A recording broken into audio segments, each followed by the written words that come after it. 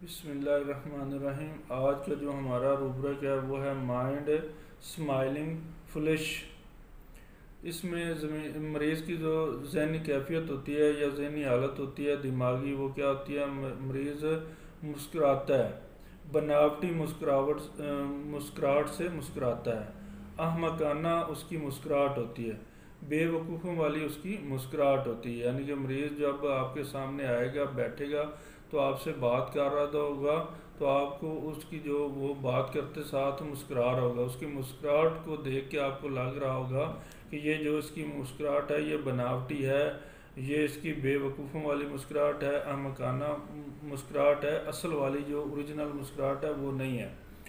यानी मरीज़ के चेहरे पर चक्कर देने वाली खुशी होती है, बनावटी मुस्कान उसके चेहरे पर नज़र आती है। इस तरह का जो मरीज़ का वर्जन होगा वो होगा माइंड स्माइलिंग फुलिश।